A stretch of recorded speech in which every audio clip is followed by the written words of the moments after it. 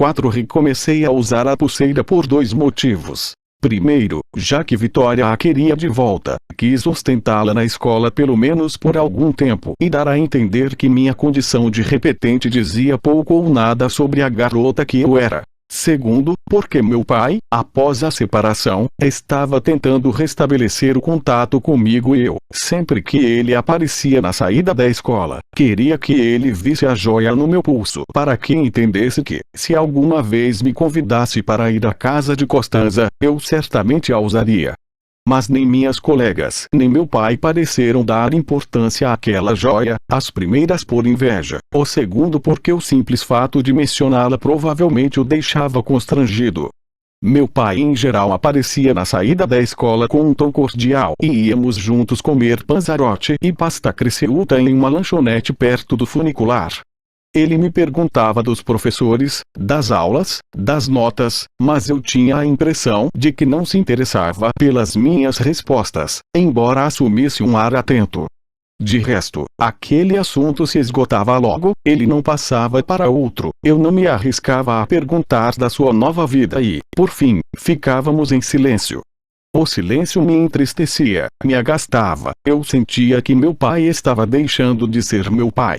Ele me olhava quando achava que eu estava distraída e não perceberia, mas eu percebia e sentia seu olhar perplexo, como se tivesse dificuldade em me reconhecer, toda de preto da cabeça aos pés, a maquiagem pesada. Ou talvez, como se eu tivesse me tornado conhecida demais para ele, mais do que quando eu era sua filha tão amada, ele sabia que eu era dupla e perigosa.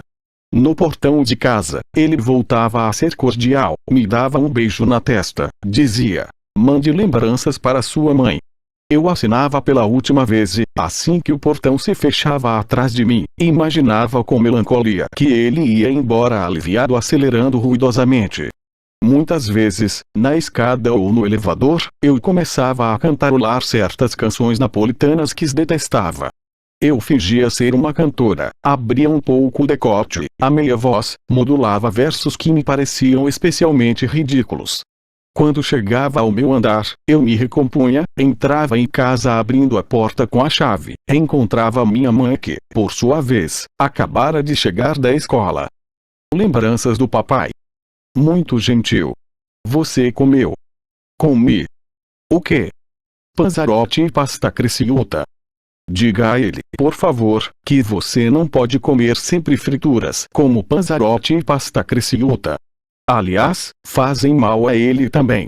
Surpreendia-me o tom sincero daquela última frase e de tantas outras iguais que às vezes ela deixava escapar. Após aquele seu longo desespero, algo nela estava mudando, talvez a própria essência do desespero.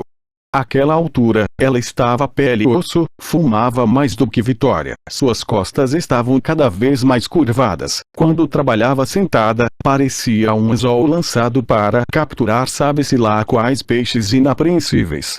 No entanto, havia algum tempo, em vez de se preocupar consigo mesma, parecia preocupada com o ex-marido. Em certos momentos, me convenci de que ela o considerava prestes a morrer ou já morto, embora ninguém ainda tivesse se dado conta. Não que ela tivesse parado de atribuir a ele todas as culpas possíveis, mas misturava rancor e apreensão, detestava-o. Todavia, parecia temer que, fora da sua tutela, ele perdesse a saúde e a vida. Eu não sabia o que fazer. Seu aspecto físico me causava ansiedade, mas a perda progressiva de qualquer outro interesse que não fosse o tempo passado com o marido me dava raiva. Quando eu passava os olhos pelas histórias que ela corrigia e muitas vezes reescrevia, havia sempre um homem extraordinário que, por um motivo ou outro, havia desaparecido. E se alguma amiga sua aparecia lá em casa, em geral, professoras da escola onde ela trabalhava, eu a ouvia pronunciar com frequência frases como: "Meu ex-marido tem um monte de defeitos, mas, sobre esse assunto, tem toda razão, ele diz que, ele pensa que." Citava-o frequentemente e com respeito. E não só isso. Quando descobriu que meu pai havia começado a escrever com certa assiduidade para a Lônica, ela, que em geral comprava o La República, passou a comprar também aquele outro jornal e a me mostrar a assinatura, sublinhava algumas frases, recortava os artigos. Eu pensava comigo mesma que, se um homem tivesse feito comigo o que ele havia feito com ela, eu teria arrebentado sua caixa torácica e arrancado seu coração, e tinha certeza de que ela também, em todo aquele tempo, devia ter sonhado com mutilações desse gênero. Mas, naquele período, alternava cada vez mais um sarcasmo rancoroso com um culto silencioso à memória. Uma noite, encontrei-a arrumando as fotos de família, inclusive aquelas que mantinha fechadas na caixa de metal. "Venha cá, veja como seu pai estava bonito aqui", disse. Mostrou-me uma fotografia em preto e branco que eu nunca vira, embora algum tempo antes tivesse remexido em tudo. Ela acabara de tirar a foto de dentro do dicionário de italiano que tinha desde os tempos da escola, um lugar onde eu nunca teria pensado em procurar fotos. Nem mesmo meu pai devia saber algo a respeito, já que também aparecia naquela imagem, sem estar coberta por tinta, Vitória ainda garota e, logo reconheci, Enzo. E mais, entre meu pai e minha tia de um lado e Enzo do outro, estava sentada em uma poltrona uma mulher miúda, que ainda não era velha, mas também já não era jovem, com uma expressão que me pareceu ameaçadora. "Papai e tia Vitória parecem contentes aí, olhe como ela está sorrindo para ele", murmurei. "Sim. E esse é Enzo, o policial delinquente." "Sim. Ele e papai também não parecem estar com raiva." "Não, no início, eram amigos, Enzo frequentava a família." "Quem é essa senhora?" "Sua avó." "Como ela era?" "Odiosa." "Por quê?" "Ela não gostava do seu pai, por isso, nem de mim. Nunca quis nem falar comigo, me ver, sempre fui alguém que não era da família, uma estranha." "Imagine, preferia Enzo ao seu pai." Observei a foto com muita atenção, meu coração teve um sobressalto. Peguei do porta-lápis uma lente de aumento, aumentei o pulso direito da mãe do meu pai e de Vitória. "Veja", falei, "vovó está usando minha pulseira." Ela não pegou a lupa, inclinou-se sobre a foto com a sua pose de anzol, balançou a cabeça, resmungou. "Nunca tinha visto." "Eu vi logo." Ela fez uma careta de incômodo. "E, você viu logo? Mas eu mostrei seu pai e você nem sequer olhou." "Olhei e não me pareceu tão bonito quanto você diz." "Ele era lindo, você ainda é pequena e não entende como pode ser bonito um homem tão inteligente." "Pelo contrário, entendo muito bem. Mas aqui ele parece o irmão gêmeo da tia Vitória." Minha mãe acentuou seu tom fraco. "Presta atenção, fui eu que ele deixou, não você." "Deixou as duas, eu odeio." Ela balançou a cabeça. "Cabe a mim odiá-lo." "A mim, também." "Não, agora você está com raiva e diz coisas sem pensar." "Mas ele, no fundo, é um bom homem. Parece um traidor mentiroso, mas é honesto e, de certa maneira, até fiel. Seu grande amor de verdade é Costanza, ficou com ela durante todos esses anos e ficará com ela até a morte. Mas, sobretudo, foi para ela que ele quis dar a pulseira da mãe. Minha descoberta fez mal a ambas, mas reagimos de maneiras diferentes. Sabe-se lá quantas vezes minha mãe havia folheado aquele dicionário, quantas vezes olhara aquela imagem, todavia, nunca percebera que a pulseira que a mulher de Mariano ostentava havia anos, que ela considerava havia tempos um objeto fino que gostaria de ter, era a mesma que aparecia no braço da sogra naquela foto. Na imagem fixada em preto e branco, sempre vira apenas meu pai quando moço. Reconhecerá ali os motivos do seu amor por ele, por isso, guardar aquela foto no dicionário como uma flor que, mesmo quando seca, deve nos fazer recordar do momento em que nos foi dada. Nunca havia percebido todo o resto e, portanto, quando mostrei a joia, ela deve ter sofrido terrivelmente. Mas sofreu sem demonstrar, governando as próprias reações e procurando embaçar meu olhar inoportuno com historinhas piegas ou nostálgicas. Meu pai bom, honesto, fiel. Costanza o grande amor, a verdadeira mulher. Minha avó, que preferia Enzo, o sedutor de Vitória, ao próprio filho, improvisou várias historinhas daquele tipo e, pulando de uma a outra, voltou lentamente a se refugiar no culto ao ex-marido. Claro, hoje posso dizer que, se ela não tivesse preenchido daquela maneira o vazio que ele havia deixado, teria precipitado nele e morrido. Mas, aos meus olhos, aquela era a forma mais repugnante que ela poderia escolher. Quanto a mim, a foto me permitiu a audácia de pensar que não devolveria a pulseira para a Vitória por motivo algum. As justificativas que criei para mim mesma eram muito confusas. É minha, disse a mim mesma, porque era da minha avó. É minha, disse a mim mesma, porque Vitória se apropriou dela contra a vontade do meu pai, porque meu pai se apropriou dela contra a vontade de Vitória. É minha, disse a mim mesma, pois me pertence de qualquer maneira, seja porque Vitória a deu de presente para mim, seja porque é mentira e foi meu pai que a tomou dela para dar a uma estranha. É minha, disse a mim mesma, porque aquela estranha, Costanza, a devolveu para mim e, portanto, não é justo que minha tia a exija de volta. É minha, conclui, porque a reconheci na foto e minha mãe não, porque sei encarar a dor e sofrê-la e também causá-la, ao passo que ela me dá pena, não foi sequer capaz de se tornar amante de Mariano, não sabe aproveitar, e, seca e corcunda como está, desperdiça energias em páginas bobas para pessoas que se parecem com ela. Eu não era parecida com ela. Era parecida com Vitória e meu pai, que naquela foto estavam muito semelhantes fisicamente. Por isso, escrevi uma carta para minha tia. Ficou bem mais longa do que a que ela escrevera para mim, expus todas as razões confusas para eu ficar com a pulseira. Então pus a carta na mochila em que eu carregava os livros da escola e esperei o dia em que Conrado ou a própria Vitória voltariam a aparecer. 6 na saída da escola, porém, apareceu de surpresa Costanza. Eu não a via desde a manhã em que, obrigada por minha mãe, ela levara a pulseira para mim. Achei ainda mais bonita do que antes, ainda mais elegante, com um leve perfume que minha mãe usara durante anos, mas que já não usava mais.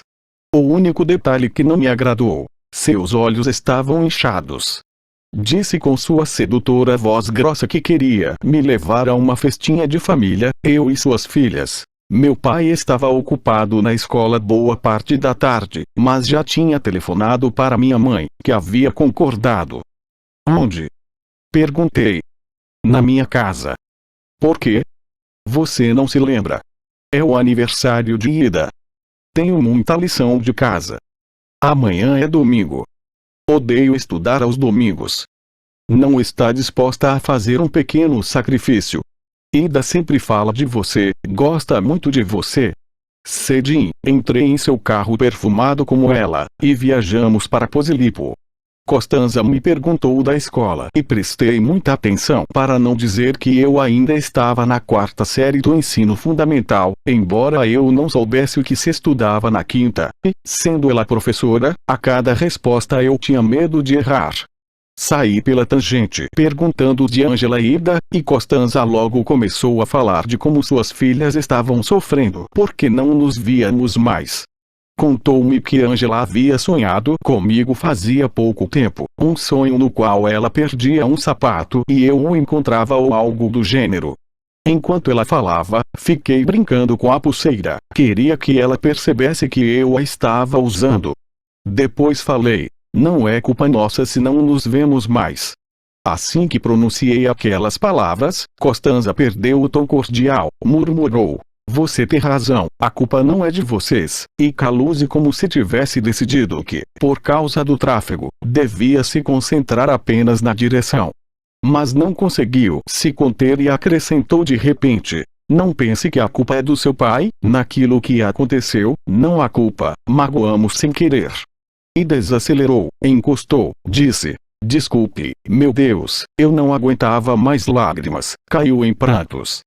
Você não sabe, soluçou, quanto seu pai sofre, como está triste por causa de você, não dorme, sente a sua falta, e Ângela, Ida e eu também sentimos. Também sinto falta dele, falei pouco à vontade, sinto falta de todos, até de Mariano. E sei que não existe culpa. Aconteceu, ninguém pôde fazer nada a respeito. Ela enxugou os olhos com a ponta dos dedos, cada gesto seu era leve, perspicaz. Como você é sábia, disse, sempre exerceu uma ótima influência sobre minhas filhas. Não sou sábia, mas leio muitos romances. Muito bem, você está crescendo, dá respostas espirituosas. Não, estou falando sério. Em vez de palavras minhas, me vêm à mente frases dos livros. Angela não está lendo mais. Sabe que ela está namorando. Sei. Você também. Não. O amor é complicado. Angela começou cedo demais. Maquiou os olhos vermelhos, me perguntou se estava bem, partiu outra vez.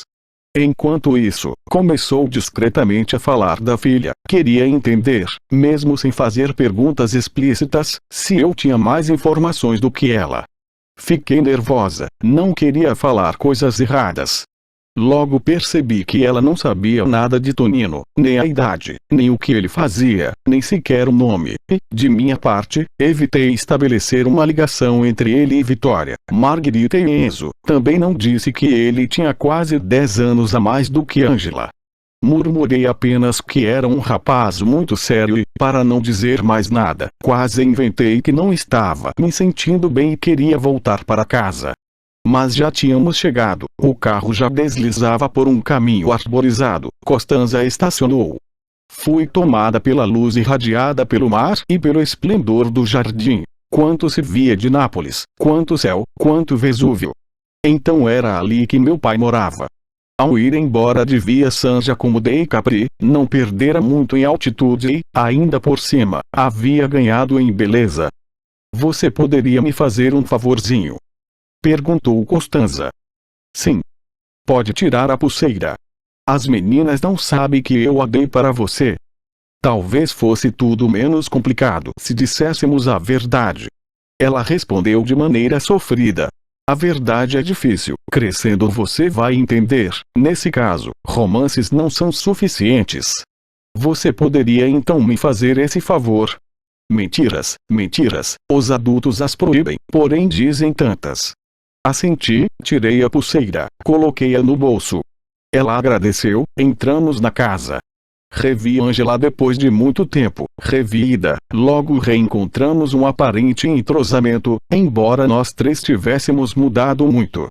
Como você está magra, disse-me Ida, que pés compridos, quanto peito, sim, está enorme. Porque você está vestida toda de preto? Comemos em uma cozinha cheia de sol, com móveis e eletrodomésticos cintilantes. Nós três, meninas, começamos a brincar. Eu tive um ataque de riso. Costanza, ao nos ver, pareceu aliviada. Qualquer sinal de choro havia desaparecido. Foi tão gentil que se ocupou mais de mim do que de suas filhas. A certa altura, reclamou porque elas, tomadas pelo entusiasmo, estavam me contando minuciosamente uma viagem que fizeram com os avós para Londres sem me deixar dizer nada. Durante todo o tempo, Costanza me olhou com simpatia, sussurrou 2 vezes no meu ouvido. Estou muito contente por você estar aqui, que bela garota você se tornou.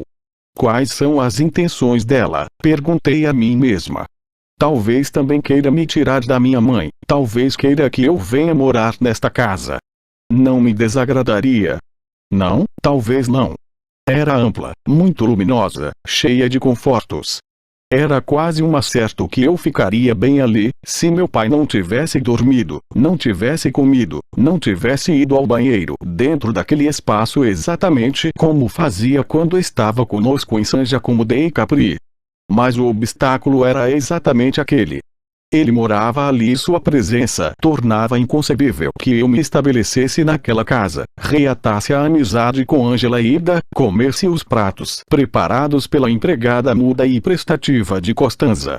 O que eu mais temia, percebi, era justamente o momento em que meu pai voltaria sabe-se lá de onde com sua bolsa cheia de livros e beijaria na boca aquela mulher como sempre havia feito com a outra e diria que estava muito cansado e, todavia, brincara com nós três, fingiria que nos amava, colocaria Ida sobre os joelhos e a ajudaria a soprar as velhinhas e cantaria o parabéns para você e depois, repentinamente gélido como ele sabia ser, iria para outro cômodo, o novo escritório, cuja função era a mesma do de Viasanja como de Capri, e ficaria lá fechado, e Costanza diria exatamente como minha mãe sempre dissera: falem baixo, por favor, não perturbem Andrea, ele precisa trabalhar.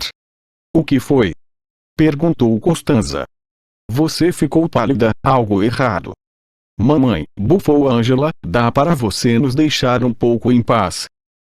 Nós três passamos a tarde sozinhas e, por boa parte do tempo, Angela falou ininterruptamente de Tonino. Fez de tudo para me convencer de que gostava muitíssimo daquele rapaz. Tonino falava pouco, com fleuma demais, mas sempre dizia coisas importantes. Tonino deixava que ela mandasse nele porque a amava, mas sabia se impor com quem queria dominá-lo. Tonino ia pegá-la na escola todos os dias, alto, cabelos encaracolados, ela o identificava na multidão por causa da sua beleza, tinha ombros largos, era possível ver seus músculos até quando ele estava usando casaco.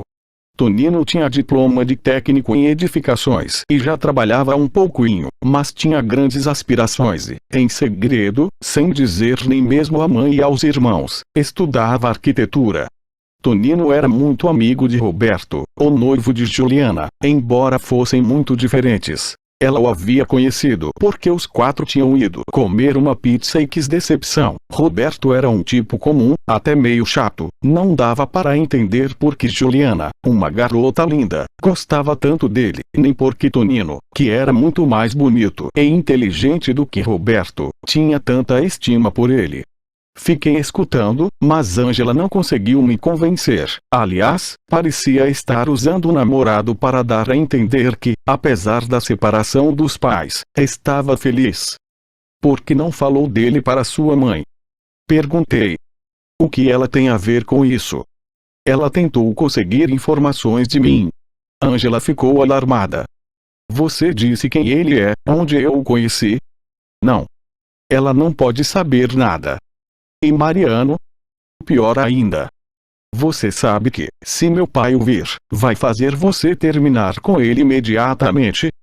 Seu pai não é ninguém, tem que ficar calado, não tem direito de dizer o que devo fazer.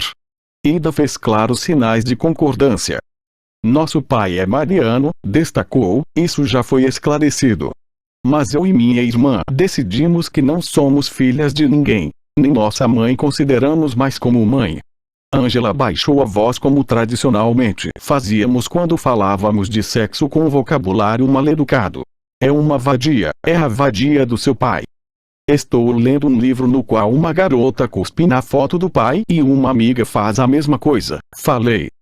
Você cuspiria na foto do seu pai? Perguntou Angela. E você? Perguntei de volta. Na da minha mãe, sim. Eu, não, disse Ida. Pensei um pouco e disse. Eu mijaria na foto do meu pai. A hipótese entusiasmou Angela. Podemos fazer isso juntas. Se vocês fizerem, disse Ida, eu fico olhando e escrevo. O que você quer dizer com escrevo? Perguntei. Escrevo sobre vocês que mijam na foto de Andrea. Um conto. E fiquei contente. Aquele exílio das duas irmãs em sua própria casa, aquele corte dos laços de sangue justamente como eu gostaria de cortá-los me agradou, e me agradou também como elas estavam desbocadas. Se você gosta de escrever histórias desse tipo, posso contar coisas que eu fiz de verdade, falei. Que coisas? Perguntou Angela. Abaixei a voz. Eu sou mais vadia do que a mãe de vocês. Mostraram enorme interesse por aquela revelação, insistiram para que eu contasse tudo. Você tem namorado? Perguntou Ida. Você não precisa ter um namorado para ser vadia. Dá para ser vadia com qualquer um. E você é vadia com qualquer um. Perguntou Ângela. Eu disse que sim. Contei que falava de sexo com os garotos usando os palavrões do dialeto, e riam muito, muitíssimo, e, quando eu já tinha rido bastante, os garotos punham o negócio para fora e queriam que eu o segurasse ou o pusesse na boca. Que nojo, disse Ida. Sim, admiti, é tudo meio nojento. Tudo que? Perguntou Ângela. Os homens, parece que você está no banheiro de um trem. Mas os beijos são bonitos, disse Ida. Balancei a cabeça energicamente. Os homens ficam de saco cheio de dar beijos, nem tocam em você direito, abaixam logo o zíper, só querem que você toque no negócio deles. É mentira, disparou Ângela, Tonino me beija. Fiquei ofendida por ela duvidar do que eu estava dizendo. Beija, mas nada mais. Não é verdade. Então fale. O que você faz com Tonino? Ele é muito religioso e me respeita, murmurou Ângela. Está vendo? Para que você tem namorado se ele te respeita? Ângela se calou, balançou a cabeça, teve um espasmo de intolerância. Tenho porque ele gosta de mim. Talvez ninguém goste de você. Até fizeram você repetir de ano. É verdade? Perguntou Ida. Quem contou? Ângela vacilou, parecia já estar chateada por ter cedido ao impulso de me humilhar. Você contou para Corrado e Corrado contou para Tonino, murmurou. Ida quis me consolar. Mas nós não contamos para ninguém, disse e tentou fazer um carinho no meu rosto. Esquivei-me. Só as idiotas como vocês estudam como papagaios, são aprovadas e respeitadas pelos namorados, sibilei. Eu não estudo, sou reprovada e sou uma vadia.